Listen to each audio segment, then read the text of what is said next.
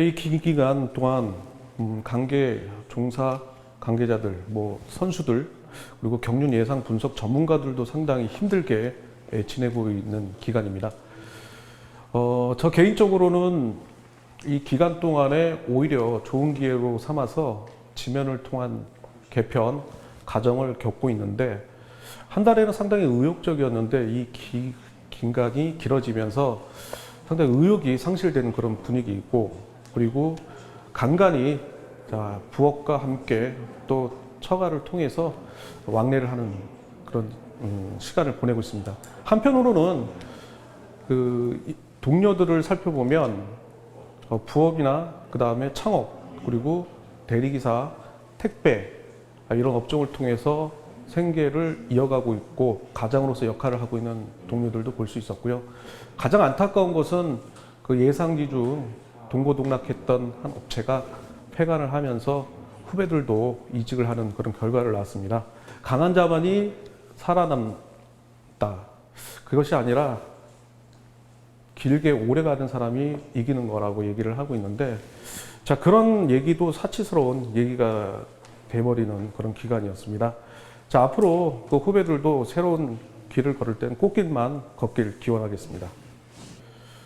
상당히 평소에는 잦은 취재와 그 다음에 5일 경륜 같은 그런 휴식 기간이 없이 끊임없이 이어지는 앞만 보고 달리는 그런 작업 속에 상당히 제 역할을 하고 힘들지만은 이겨내고 이런 점이 있었습니다. 그러나 수익 창출이 되지 않는 이 9개월 기간 동안에는 회사에서 나와서 일을 함에 있어 물론 열심히 후배들과 하고 있지만은 수익 창출, 기업이라는 게 수익 창출이 제일 우선시 되는 거기 때문에 수익 창출이 안 되는 상황에서 회사 나와서 일하고 있는 그 모습에 의욕이 상실된다는 점, 그것이 가장 눈치가 보이는 점이고요.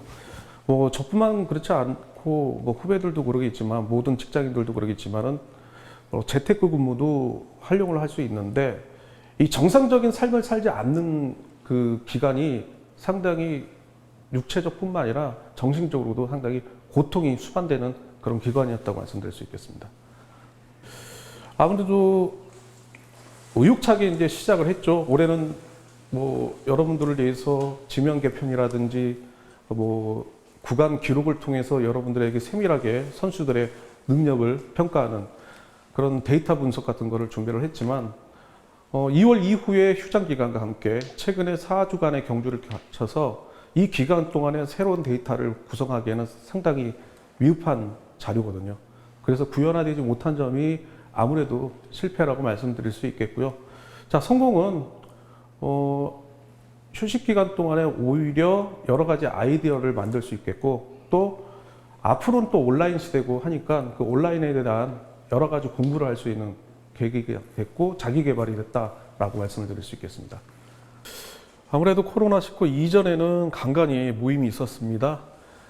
경륜 카페, 네이버에 경륜 위너스를 검색을 하시면 저희 카페가 나오는데, 그 정기적인 카페 모임에서 이루어지는데 그 모이는 날 직전까지 그 덧글을 달시면은 이제 숫자를 파악해서 그 이후에 모임을 구성을 합니다. 근데 소수일 경우에는 티타임 갖고 다수일 때는 저녁 식사로 맺으면서 서로 경륜에 대한 정보를 제공하고 또 경륜에 대한 궁금한 점을 또 답변을 해드리고 하는데, 아무래도 거리두기 운동 때문에 코로나19 이후에는 그 모임이 상당히 힘들어질 것으로 보이고 있습니다.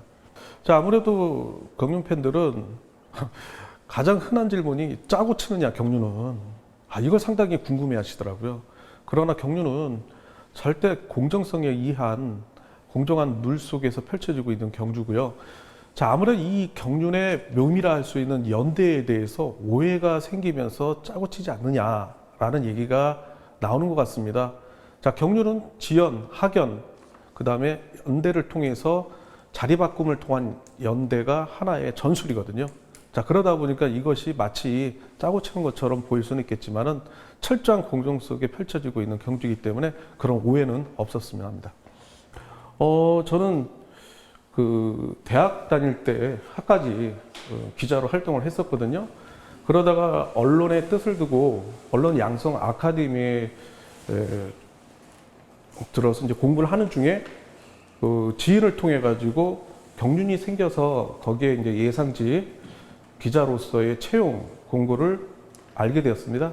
그래서 지인 추천으로 인해서 면접을 보고 시작을 했는데 당시에는 상당히 그 경마와 비슷한 유의 경륜이었기 때문에 그 보기 좋지 않게 보는 분들도 상당히 많았었죠. 그러나 제 스스로는 이런 것도 새로운 부분인데 내가 우리나라의 경륜 언론에 대해서 개척을 해보는 것도 상당히 뜻이 깊겠다라고 생각해서 시작을 했었죠. 그러다 보니까 내가 좋아하는 것이 취미가 자전거가 되고 그 취미가 직업으로 연결되니까 상당히 그 28년 동안에 취미를 직업으로 갖는 그런 뜻하지 않은 행운을 누렸다고 말씀드릴 수 있겠습니다. 재개장을 한다 7월 달에 했던 얘기도 있었죠. 자, 그때는 거의 뭐 스탠바이를 하고 있었습니다. 그러나 취소되면서 상당히 아쉬운 점이 있었는데 이번에 또 10월 말에 재개장을 하게 되는데 이게 경륜이 참 소중한 거였구나 인생에. 그리고 나에게 다시 한번 충전을 하고 일을 할 수 있는 그런 요소와 함께 자, 기다렸던 선수들 모습도 상당히 반가웠고 그리고 사무실에서 후배들과 함께 일을 야간까지 할 수 있는 것도 상당히 좋았습니다. 그리고 지면으로 나온 책도 보게 됐고요. 자, 그리고 놀라운 점은 상당히 그 K방역 하는데 저희 그 스피돔의 그 관계자들의 방역 또한 상당히 놀라웠습니다. 시스템이라든지 그다음에 QR코드를 통한 시스템을 통한 경륜 관중들의 소수 유입 그리고 그것을 잘 따라준 경륜 관중들과 자 안전하게 경주를 펼친 선수들인데 자 곳곳에서 집단 단체들의 확진자가 나오는 가운데 저희는 4주차 상당히 방역 속에 단 한 명의 확진자도 없이 그 전국에서 모인 선수들 또 전국에서 모인 경륜 팬들 포함해서 확진자 없이 무리 없이 안전하게 경주를 펼쳤다는 점 그것이 놀라운 점이라고 말씀드릴 수 있겠습니다. 일단은 500여 명이 되는 선수들 중에 3분의 1만 출전했던 4주차 경주입니다. 자, 이 점을 가지고서 데이터나 객관화 시킨다는 거 좀 무리는 따르지만 일단 전에 특정 프로그램을 통해서 말씀을 드렸듯이 젊은 선수들의 싱싱한 다리가 강세를 보였다는 점. 자, 이 점이 상당히 이슈였는데 자, 아무래도 25기 신인들을 중점으로 그 이전에 24, 23기들은 사실 재수, 삼수한 선수들도 있었거든요. 근데 이런 선수들이 그 훈련한 기간 동안에 고배를 마시고 1년 동안 부업을 통해서 경륜시험 준비를 계속 해왔던 선수들이거든요. 자, 이런 8개월간의 그 공백 기간 동안에 충분히 합습 효과와 충분히 극복할 수 있는 능력을 보유했기 때문에 그 선수들이 충분히 극복해서 실전에 적용해서 힙 2주의 경륜을 보였다는 점.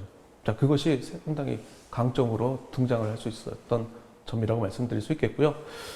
저 또한 나름대로는 8개월 동안 공백기가 있어서 경주 감각에 대한 무딘감이 예상으로 나오지 않을까 상당히 걱정을 했습니다. 그리고 노출이 되지 않은 선수에 대한 정보 그런 것도 상당히 부담으로 적용이 됐고요.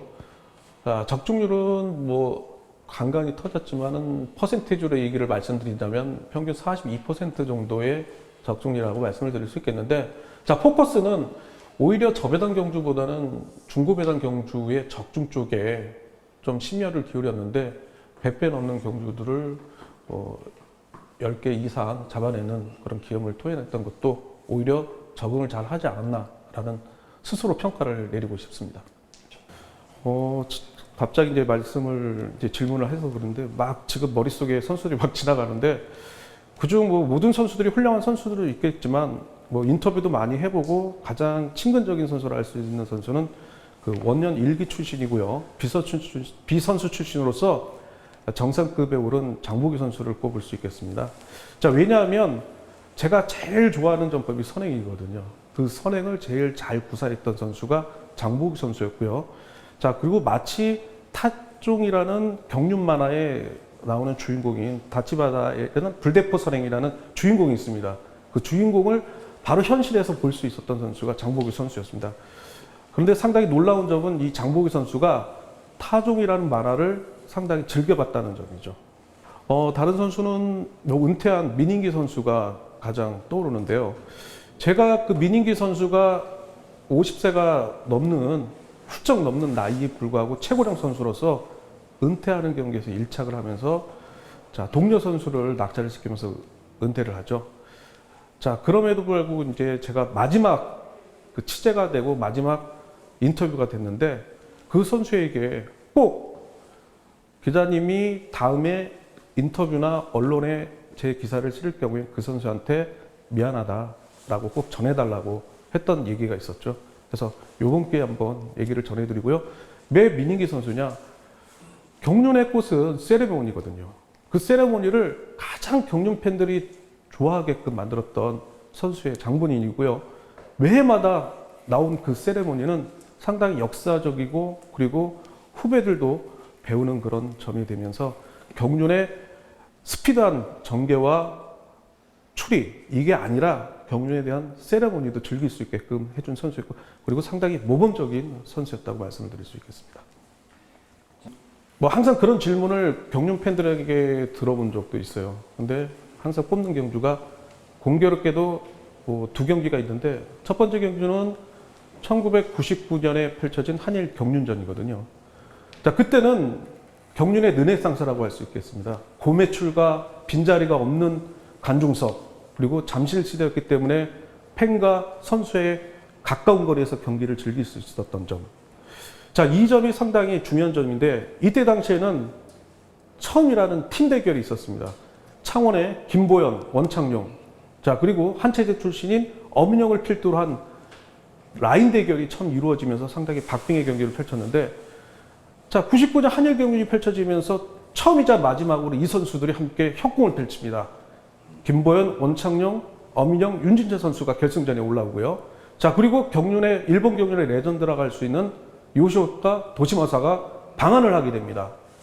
상당히 경륜 잡지를 보면서 이런 선수도 있구나라고 했던 그 레전드가 방한을 한다길래 상당히 저 본인으로서도 상당히 기뻤던 현장에서 볼 수 있었던 일인데 사실 경륜은 줄서기와 라인 대결인데 4명의 한국 선수가 앞선에서 경주를 주도하면서 후미를 견제하면서 거의 3코너까지 완승을 거두는 경기였습니다.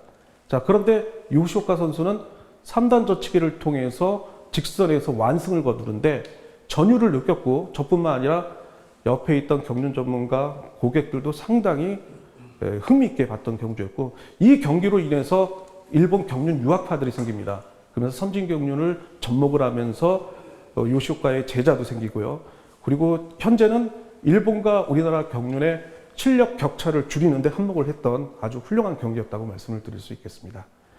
그리고 다음으로는 2015년에 네티즌 선정 2사장배 경주가 되는데 지금 5년 내내 1인자로 군림하고 있는 정종진 선수의 서막을 알리는 경주인데 이 경주 또한 상당히 멋있는 경주인데 당시에 강세를 보였던 경상권의 박용범, 박병화, 이영구 선수 자 그리고 진은혜였던 이명현 선수가 라인을 구축하면서 형성을 했고 그리고 김현경, 김주상 선수가 충청권으로 거듭 성장하면서 경륜 삼국지라고 일컬어졌던 시대였거든요. 자, 여기에 무명의 정종진 선수, 특히 수도권이 왜 이렇게 힘이 없어졌나라고 불평, 불만이 많았던 고객들 많았었는데 그것을 단번에 깨고 젖히기를 통해서 완승을 거두며 인기 순위 6위였던 선수가 그것도 6번째 자리에서 완승을 거두면서 젖히기를 통해서 상당히 센세이션을 일으켰던 경주였죠. 제가 봤던 젖히기 중에 가장 멋있는 젖히기였다고 말씀을 드릴 수 있겠습니다. 그래서 그 두 경주를 꼽고 싶습니다. 선수 바깥쪽으로 5번 이현구 트랙 상대 전력 스포터는 1번 정종진 선수입니다. 지금 이명현 선수가 한 바퀴를 이끌었고요. 바깥쪽 막판 취입하는 4번의 박병하 1번 정종진. 이야 1번 정종진 선수 20기 선수 싱싱한 다리를 자랑하면서 패전의 모토를 달았습니다. 스피드홈을 장악하는 떠오르는 슈퍼스타 1번 정종진 선수였습니다. 경륜 팬 여러분께서는 심판의 순위 확정이 있을 때까지 경주권을 버리지 마시고 꼭 보관하시기 바랍니다. 감사합니다.